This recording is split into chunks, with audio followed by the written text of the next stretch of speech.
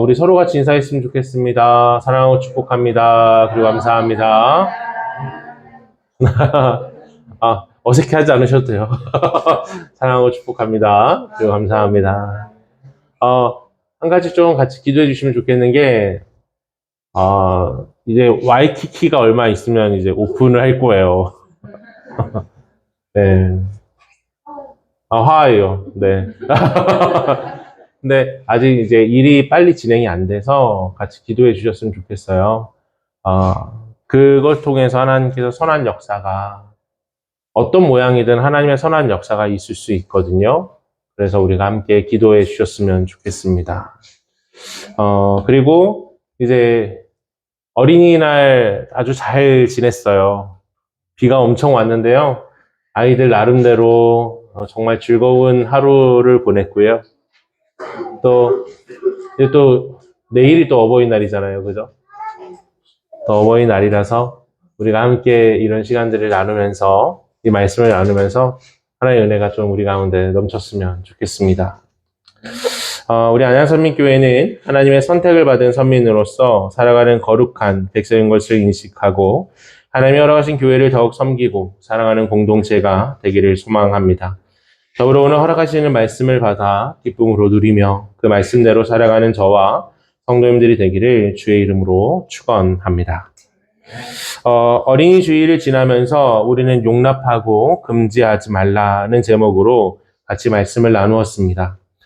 제자들은 어린아이를 막아섰는데 예수님은 그 어린아이들을 맞아주시고 그들에게 안수해주시고 그들을 만져주십니다. 당시 어린이들은요, 공동체의 일원으로 인정받지 못했습니다.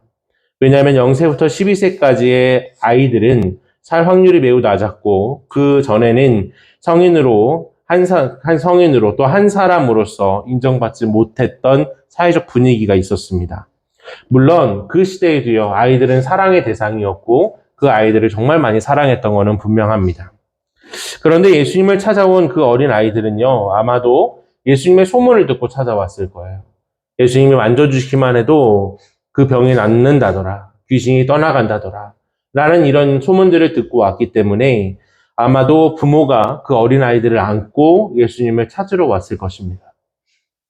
그런 모습을 보고 제자들은요, 그들을 막아섭니다. 왜냐하면 이 예수님께서 정치적인 활동을 해나가시는 데 있어서 도움이 되지 않을 거라고 판단했기 때문이죠. 그러나 도리어 예수님께서는요, 그 제자들에게 분노하십니다. 분노하시면서 왜 아이들을 막아서느냐라고 말씀하시고 그들을 맞아주시고 그들을 축복해 주십니다. 우리의 모든 생각들과 반대로 예수 그리스도께서는 모든 상황을 역전시켰다는 사실을 우리에게 분명히 보여주고 있다는 거죠. 그 역전을 통해서 정말로 하나님 나라가 어떤 자들의 것인가 라는 질문을 우리에게 던져주게 됩니다. 그래서 하나님 나라는요, 바로 이 어린 아이들과 같은 자들의 것이다 라고 말씀하시는데 그것은 무엇이냐면 예수 그리스도 곧 하나님을 온전히 의지하는 자들의 것이다 라고 말씀하시는 거죠.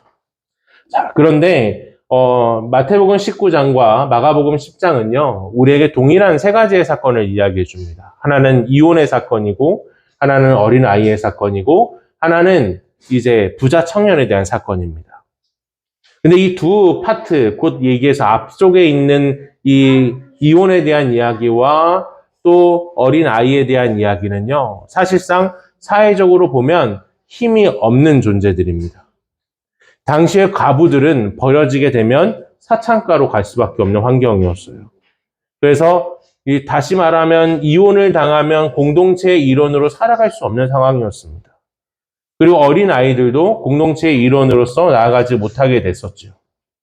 그런데 더 나아가서 부자 청년은요, 그 당시에 가장 강력했고 가장 사회 구성원 중에 가장 중요한 한 사람으로 떠오르고 있는 사람이었을 것입니다. 그런데 예수님께서는요, 그런 자들에게는 하나님 나라가 허락되지 않는다라고 선언하세요. 다시 말해서 우리가 생각할 때, 우리의 세상의 기준으로 바라봤을 때 이런 사람이면 정말 하나님 나라에 들어갈 것이다 라고 이야기하는 것과 하나님께서 바라보시는 그 시선은 다르다라는 것을 우리에게 분명히 말씀하시는 거죠. 그것을 통해서 우리는 다시 한번 하나님을 온전히 의지하는 은혜가 있었으면 좋겠습니다.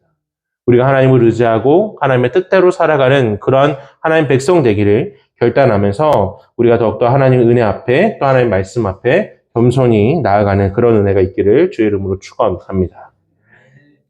오늘은 어버이 주일입니다. 이제 부모님께서 우리를 기르시고 또 우리의 모든 것들을 양육해 나가시기 위해서 많은 고생과 수고를 아끼지 않으신다라는 그 사랑을 위해서 모든 자녀들이 또 이게 자라간다라는 것들을 알게 되죠. 이제 저도 자녀를 기르고 있잖아요. 자녀를 기르고 있어서 아버지 어머니 입장에서 보니 부모님이 우리를 어떻게 키우셨는지를 조금은 이해가 되고 있는 것 같아요. 그런데 사실 그 이해의 범주가요 너무 얇아요. 왜냐면 저는 아직 아이들이 어리거든요. 청소년기에 들어서 아이들이 사고를 치는 것도 없고 또 아이들이 막 대항하면서 저한테 대들지도 않고 아직까지는 제 목소리가 좀 통하거든요. 백준선 하면 딱 멈춰주고 이렇게 가능한데 이제 몇 년 후면 이게 안 통하겠죠. 그리고 이제 아이의 대학의 문제와 또 직장의 문제와 결혼의 문제까지 다 지나고 나야 아마 부모님의 마음을 그때서야 제대로 알 수 있지 않을까라는 생각이 문득 들어오게 됩니다. 그래서 사실 제가 저희 부모님의 마음을 안다라고 말하기에는 너무나도 얇아요. 그래서 그 마음을 알지 못합니다. 다만 내가 이 아이들을 이렇게 사랑하듯이 부모님도 나를 그렇게 사랑해 주셨겠구나 라는 생각들을 조금씩 알아가는 것 뿐이죠. 이런 모습들을 생각해 볼 때 이 어버이 주일은요 우리에게 있어서 전달되어지는 것이 매우 중요하다라는 것을 우리는 잊을 수가 없습니다. 그렇게 하나님께서는요 자녀들에게 부모를 통하여 하나님을 볼 수 있게 하셨습니다. 또 부모는 자녀를 통하여 하나님의 사랑을 배워가도록 하셨다라는 것을 알게 됩니다. 그렇게 십계명에서 내 부모를 공경하라 라는 이 명령은요 매우 중요하고 하나님과 사람과의 관계를 세우는데 가장 중요한 명령으로 우리에게 다가오게 됩니다. 더불어 이 공경이란 단어 안에는요 자녀에게는 부모를 하나님처럼 볼 것을 그리고 자녀들에게는 자녀를 하나님이 주신 열매요 하나님의 형상된 자녀를 잠시 맡겨주셨다라는 사실들을 깨닫게 하는 겁니다. 다시 말해서 부모를 공경하라는 이야기는요 자녀에게만 해당되는 이야기가 아니라는 거예요. 자녀만 부모를 공경하는 게 아니고요 부모도 그 자녀를 인정하는 것입니다. 그럴 때 비로소 정말로 그 가정이 하나님 앞에 세워지고요. 그럴 때 비로소 가정에 이 부모가 하나님께서 맡겨주신 합당한 역할을 해낼 수 있게 되는 것입니다. 우리는 가끔 이런 이야기들을 하게 됩니다. 왜 가정 가운데 아이들이 고통을 당하게 될까요? 왜 가정에서 아이들이 극심한 아픔을 당하게 될까요? 그 이유는요, 부모가 아이를 나의 소유물로 생각하기 때문입니다. 나의 소유물로 생각하기 시작할 때 그 아이에게 무엇을 가해도 괜찮다라는 생각이 들어오게 됩니다. 그런데 하나님께서는 우리에게 그것을 허락하지 않으셨어요. 하나님께서는 부모에게 자녀를 이야기할 때 자녀가 너의 소유물이 아니라 하나님께서 너에게 잠시 맡긴 존재라는 것들을 이야기합니다. 그럴 때 이렇게 살아갈 때 자녀들은요 합당히 부모의 역할이 무엇인지를 배우게 됩니다. 우리 권사님께서 기도하실 때 이런 기도를 하셨어요. 자녀들은 부모님의 뒷모습을 보고 자라간다라는 이야기를 하셨는데 그것이 정말로 합당한 이야기입니다. 하나님께서 그것을 그렇게 원하셨던 거죠. 이런 내용들은 다시 한번 이야기했을 때 우리에게 명확하게 전달되어지는 것이 있습니다. 만약 우리의 자녀들 가운데 내 부모를 정말 섬기지 않고 내 부모를 인정하지 않고 내 부모를 공경하지 않는다라고 한다면 단언코 그는 하나님을 믿지 않는 사람입니다. 또한 내 부모가 자녀들을 학대하고 자녀들이 나의 소유물로 여기고 그것을 내가 버릴 수 있다라고 이야기한다면 그 또한 명백히 하나님을 믿지 않는 것입니다. 우리는 하나님을 믿는다라고 이야기할 때에 부모에게 자녀가 부모에게 합당한 삶의 모습이 뒤따라와야 한다는 것을 분명히 기억해야 됩니다.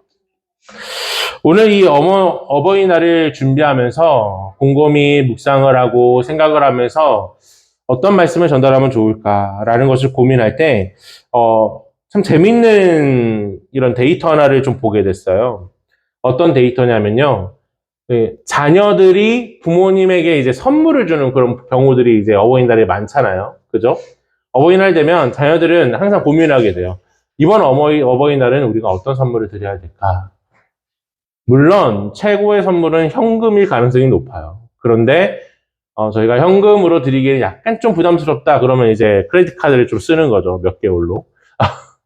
이렇게 하긴 하는데 이런 데이터를 준비하는 데 있어서 사실 자녀가 드리고 싶은 선물이 아니라 부모님이 받고 싶은 선물에 대한 데이터 조사가 있는 거예요. 거기서의 1등이 뭐였을 것 같아요? 현금입니다. 1등은 부동의 1위는 현금이에요. 그것도 60%로 압도적인 일이에요. 그런데 2위가 저의 마음을 툭 쳤습니다. 2위가 뭐냐면요. 따뜻한 말이에요. 부모님이 자녀에게 받고 싶은 선물 중에 2위가 따뜻한 말이에요. 저는 이 이야기를 들었을 때 어버이날 돈도 아니고 선물도 아닌 따뜻한 말 한마디가 듣고 싶다라는 이야기가요. 2위인데 그것도 꽤 큰 차이로 2위입니다. 무려 12%예요. 100명 중에 12명은 나는 자녀에게 따뜻한 말을 듣고 싶어요. 라고 이야기했다는 거예요. 근데 이것을 생각을 해봤을 때 어떤 말씀을 듣고 싶었을까? 라는 걸 생각해보면 아주 단순했겠죠. 부모님께 키워주셔서 감사합니다. 그리고 사랑합니다. 라는 이 말 한마디를 듣고 싶었다. 라는 게 마음속에 오더라고요. 그래서 이것을 바라보면서요, 되게 마음이 씁쓸하기도 하고 또 아프기도 했습니다. 왜냐하면 이런 따뜻한 말 한마디가 선물로서 받아져야 된다는 건 평소에 대화가 없다는 거예요. 평소에 서로 따뜻한 말 한마디를 던지지 못하는 사이가 돼버렸다는 것을 이야기하기 때문입니다. 그래서 오늘 이거 말씀을 준비하면서 그 생각을 했어요. 우리 서로에게 좀 따뜻한 말 한마디를 던졌으면 좋겠다. 어떤 말씀을 같이 나눴으면 좋을까? 라는 것을 생각하다가 이런 문구가 생각나더라고요. 정말 고생 많으셨습니다. 그리고 잘 살아오셨습니다. 감사합니다. 정말 잘 살아오셨습니다. 제가 전달할 수 있는 이야기가 자녀가 또 전달해 줄 수 있는 이야기가 다른 거 어떤 것보다 잘 살아오셨다고 고생하셨다고 말씀드릴 수 있는 것 같습니다. 그 나머지는요, 뭐 건강식품과 여행상품과 패션 상품들이 있었는데 이거는 4%씩밖에 없었어요.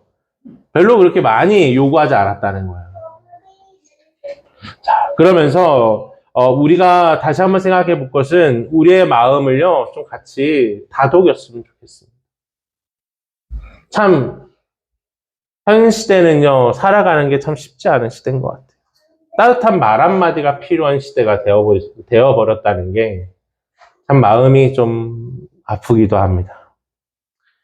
그러면서 오늘 말씀을 어떤 말씀을 전달해야 될까라는 것을 고민하다가 4월 말에 하나님께서 저희가 이제 5월을 준비해야 되는데 어떤 말씀을 준비해야 되지? 라는 고민을 하다가 5월 첫 주를 위해서 고민하고 기도하는 와중에 하나님께서 저희 마음 가운데 울림을 주셨어요. 어떤 울림을 주셨냐면 스스로를 축복할 수 있으면 좋겠다. 나는 이 스스로를 축복하라라는 이야기가 제 마음 가운데 왔고 그 스스로를 축복하라라는 이유에 대한 근거를 찾기 시작했습니다. 그 근거가 뭐냐면요. 우리는 첫 번째로 하나님의 형상대로 창조함 받은 사람들이에요. 그리고 예수 그리스도께서 우리를 위해 십자가의 죽으심을 통해서 우리를 뭐라고 부르시냐면 너희는 왕 같은 뭐라고 그랬죠? 제사장이다라고 말씀하셨어요. 근데 이 제사장이라는 사람들이요, 뭘 하는 사람들이냐면 축복을 하는 사람들이었어요. 왕 같은 제사장인 우리는요, 우리 스스로를 축복할 수 있는 사람들입니다. 그렇기 때문에 우리 스스로를 축복할 수 있었으면 좋겠는데, 이 축복에 대한 이야기를 이 야베스에 대한 이야기로 같이 나눴잖아요. 그런데 그 야베스에 대한 이야기를 빼버리고, 이 우리에게 있는 축복이 뭘까라는 것을 고민해 보면, 첫 번째로 하나님께서 우리에게 주시는 축복은 뭐냐면, 하나님을 믿을 때 하나님께서 우리에게 꿈과 비전을 주신다는 거예요. 제가 여기 계신 분들은 다 못 들으셨을 것 같아서 말씀을 좀 드려야 될 것 같아요. 네, 제가 이제 수요일 날 말씀을 준비하고 있었거든요. 근데 우리 김정은 성도님이요. 4시 반인가 오셨어요. 아니, 금요일이었죠. 금요일에 4시 반에 오셨어요. 그래서 이제 제가 말씀을 준비하는 와중에 옆에 앉으셔서 계속 이야기를 하시는 거예요. 근데 그 와중에 무슨 이야기를 하냐면 본인은 꿈이 있으시대요. 어떤 꿈이 있냐면 집을 지금 내가 살고 있는 그 집을 매입하는 게 꿈이시래요. 그래서 제가 물어봤죠. 아니 성도님 그 국가에서 주는 그 돈을 받는 게 훨씬 더 이득 아닙니까? 라고 질문했더니 아니래요. 자기는 집을 살고 그리고 아파트로 가는 게 꿈이라고 말씀하시더라고요. 근데 그 이야기를 듣는데 제 마음에 막 요동을 치는 거예요. 아, 우리 성도님이 꿈을 꾸고 있구나. 우리 성도님이 어떻게 보면 삶에 대해서 이제 60이 넘으셨거든요. 60이 넘으셔서 이제 70을 바라보는 와중에 뭔가 새로운 꿈을 꾼다는 게 되게 어렵잖아요. 그런데도 불구하고 꿈을 꾸기 시작했다는 거예요.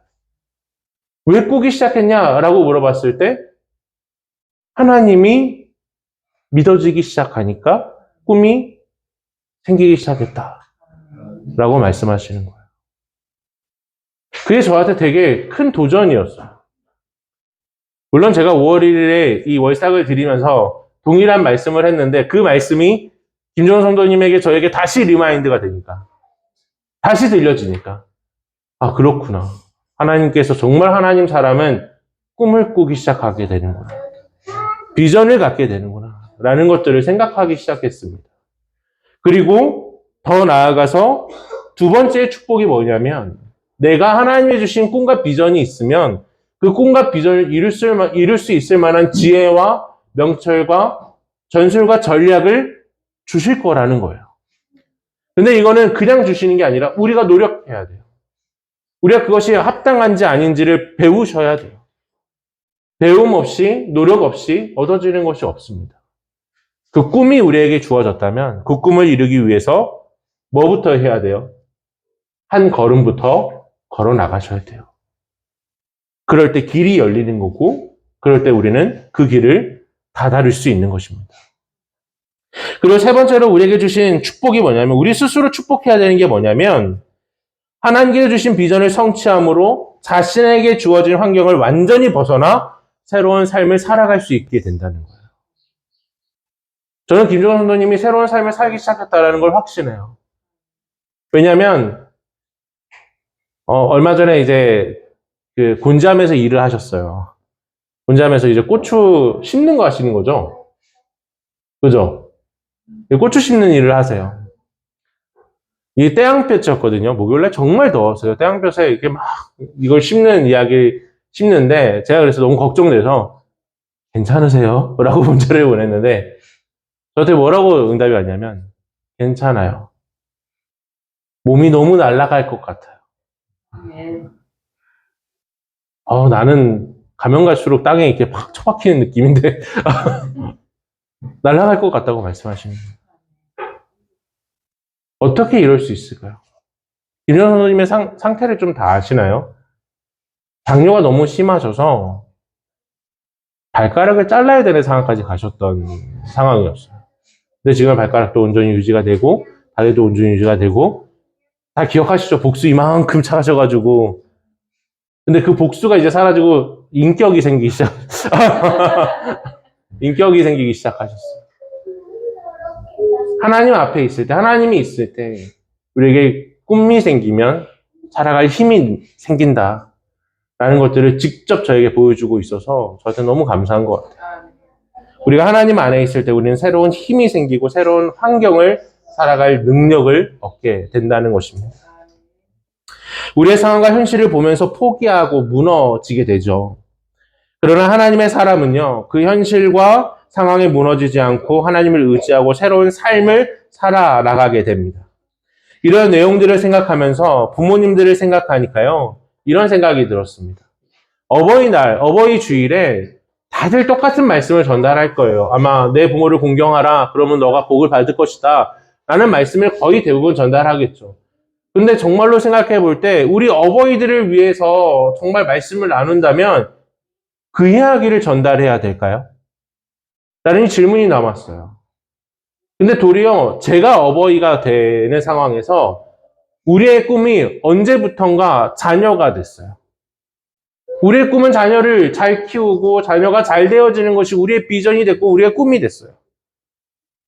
그런데 하나님께서는 우리에게 뭘 원하시냐면 하나님이 나를 들어 쓰시는 꿈과 비전이 있다는 사실들을 성경은 매번 같이 이야기하거든요. 이 아이들은요, 하나님께서 아이들에게 주시는 비전과 꿈이 있어요. 근데 동일하게 누구에게도 하나님이 주신 꿈과 비전이 있어요. 나에게도, 우리 부모님들에게도, 우리 한 명 한 명에게 하나님이 주신 꿈과 비전이 있다는 거예요. 그 꿈과 비전을 바라보지 못하면 우리는 어느 순간 무너져 버려요. 왜냐하면 내 자녀가 꿈과 비전이 되잖아요. 그럼 이 자녀들이 성장하고 떠나면요. 성장해서 결혼을 하고 떠나고 각자의 삶을 시작하면 우리는 어떻게 되는 겁니까? 저희 어머니 김행숙 권사님이요. 제가 곁을 떠나갔을 때요. 엄청 힘들어 하셨어요. 엄청 힘들어 하셨어요. 제가 꿈과 비전이 돼버리면 다 사라져 버리는 거예요. 근데 하나님은 우리를 향한 꿈과 비전이 있다는 사실을 기억하셔야 돼요. 그래서 오늘 말씀을 준비하다가 요엘서가 떠오르기 시작했습니다. 요엘서에 보면 성령 하나님께서 우리에게 임하시면요. 아비들은 꿈을 꾼다라는 구절이 나와요.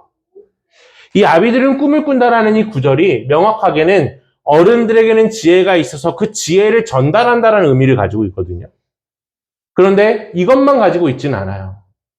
반대로 뭐냐면 어른들의 지혜가 아이들로 하여금 꿈을 꾸게 한다는 의미도 있고요. 그리고 또 다른 거는 그 어른들이 하나님이 주신 꿈을 꾸기 시작한다는 것을 이야기해요.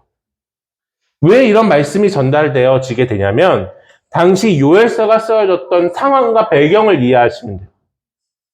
요엘서는 지금 명확하게 언제 쓰여졌느냐라는 것에 대한 이 다툼이 조금 있어요. 첫 번째 상황은 이스라엘 백성들이 망하기 전 여호와김이 맨 마지막 왕이었거든요. 그 당시에는요 바벨론이 막 쳐들어오고 이제 언제 망하느냐의 문제를 나누고 있는 상황이었어요. 이 나라가 언제 망할까?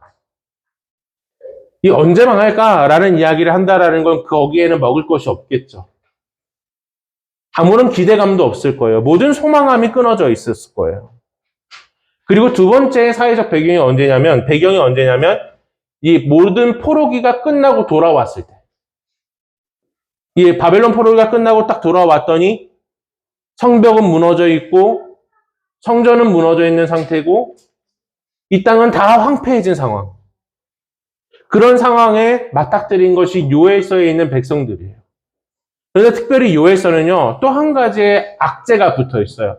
뭐냐면 메뚜기 떼가 모든 살림을 다 갉아먹은 후의 모습을 이야기해요. 우리가 바라보는 메뚜기는 요만하잖아요. 그죠? 얘네가 먹어야 뭐 얼마나 먹겠습니까? 근데 이 중동에 사는 메뚜기는요, 거의 이만해요. 얘네가 한번 지나가면요, 모든 식물이 사라져요. 그래서 중국에도 이런 메뚜기가 있거든요. 그래서 이런 메뚜기 떼가 발생했다라는 건 한 해의 농사가 아예 사라지는 거예요. 한 해의 농사가 조금 망하는 게 아니고요. 알곡이 다 사라져요. 아예 없어요. 엄청난 심각한 재앙이에요. 근데 지금 이 재앙이 바로 요엘서의 그 백성들에게 일어난 거예요. 상황적으로 생각해 보세요. 나라는 망했죠. 상황은 황폐하고 아무런 소망이 없죠. 근데 거기다가 뭐도 있었어요? 메뚜기 떼가 와서 내가 먹을 것도 다 먹어버렸어요. 그럼 그들에게 꿈을 꿀 수 있는 환경이 있습니까? 꿈도요, 먹을 게 있을 때 꿀 수 있어요. 근데 지금 이스라엘 백성들에게는요, 이 먹을 것조차가 존재하지 않아요. 아무런 소망을 가질 수 있는 상황이 아니에요. 그런데 요엘서에서 선포하는 게 뭐냐면 하나님께서 너희를 회복할 것이다 라는 걸 선포해요. 하나님께서 너희를 기억하시고 너희를 일으키실 것이다 라는 걸 선포해요.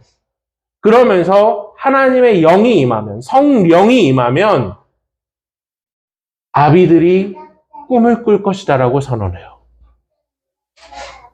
하나님을 만날 때 그들이 꿈을 꾸기 시작할 것이라고 선언해요.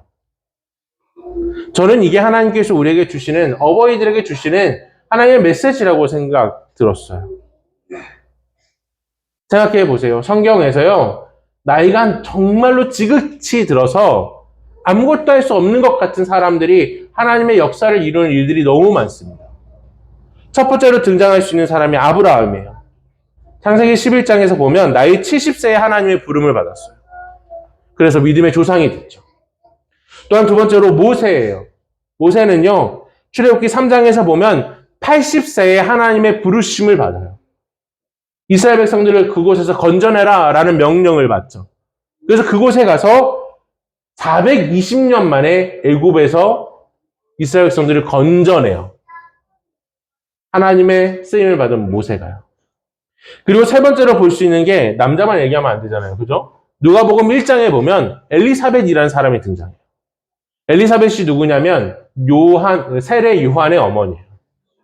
세례 요한의 어머니가요, 나이가 들고 아이를 낳지 못해서 절망 중에 있어요. 그런데도 그가 꿈을 포기하지 않아요. 그럴 때 천사가 나타나서 너희가 잉태할 것이다 라는 걸 선언해요. 그럴 때 그가 낳은 아이, 세례 요한은 예수님께서 말씀하셨죠.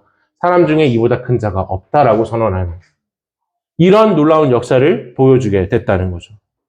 이들뿐만 있었을까요? 여호수아와 갈렙이 있었고요. 그리고 누가복음 2장에 등장하는 안나라는 선지자가 있었습니다. 안나라는 선지자는 심지어 눈이 보이지 않아요. 그런데 예수님이 오실 것을 기대하고 소망하고 꿈을 품고 기도하면서 주님의 오심을 선포하게 돼요.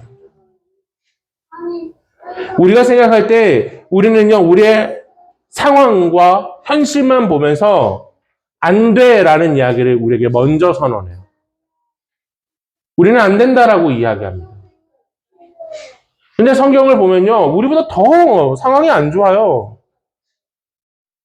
아브라함이 70세에 부르심을 받았지만 자기가 이루었던 모든 재산들을 다 내려놓고 새로운 땅에서 시작하는 거예요.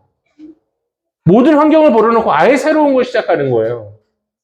모세는요, 모세는 왕궁에서 40년을 살다가 쫓겨나서 광야에서 40년을 살았죠. 또 다시 그 모든 것들을 내려놓고 이제 다시 애굽으로 들어가는 거예요. 아무것도 없는 상태에서 다시 애굽으로 들어가는 거예요. 불가능한 거죠. 그런데 하나님께서 그들에게 꿈과 비전을 주실 때 그들은 새로운 삶을 살 수 있었다는 사실을 우리는 기억하셔야 됩니다. 내 환경과 내 현실을 바라보면요, 안 돼라고 말하는 게 어찌 보면 맞을 것 같아요. 그런데 하나님께서는 우리에게 그렇게 말씀하지 않으신다고요. 우리에게 하나님께서는 여전히 꿈과 비전을 주십니다. 그 꿈과 비전이 자녀가 아니에요. 이 자녀는 하나님께서 주시는 꿈과 비전대로 살아갈 거예요. 우리는 잠시 맡아서 이 아이들을 기르는 거예요. 그럼 하나님께서는 우리 부모된 자들에게도 꿈과 비전을 반드시 주신다라는 사실을 기억하셔야 돼요. 그럴 때 그 꿈을 발견하고 그 꿈을 위해서 걸어가셔야 됩니다. 그 꿈을 위해서 축복하셔야 됩니다. 제가 우리 김성선 선생님 그 새로운 사업을 시작하신다 그럴 때 한 번도 말린 적이 없어요. 하신다 그럴 때 해보세요 라고 했어요. 왜냐하면 그게 하나님께 주신 새로운 비전과 꿈일 수도 있어요. 왜요? 왜 하면 안 돼요? 나이가 들어서요? 환경이 안 좋아서요?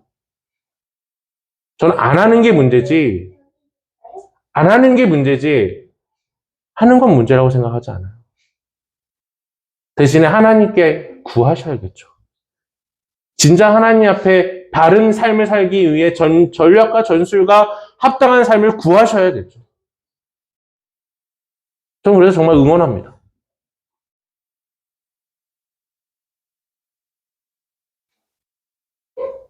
도망가시면 안 돼요.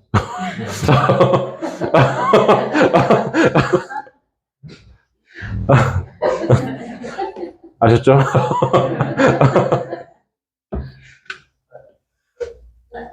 우리가 그런 은혜 가운데 우리가 합당히 살아가는 은혜가 우리 가운데 있기를 원합니다. 우리는 걸어갈 수 있습니다.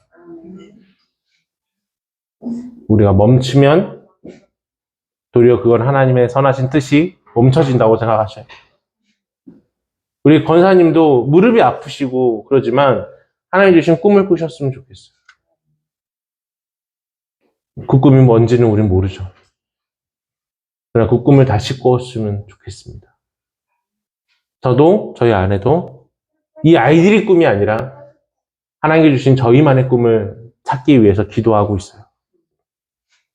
그런 놀라운 축복이 우리 안에 있기를, 또 그럼으로 인해서 진짜 하나님 앞에 부모된 자로서 살아갈 때 나의 비전과 꿈이 자녀들에게 존중받고 그 존중받음을 통해서 자녀들에게 본이 되고, 그러고 해서 자녀들로 하여금 나를 뒤따라오라 라고 명령하고 말할 수 있는 그런 우리 모든 어버이들이 되기를 주의 이름으로 축원합니다. 아멘.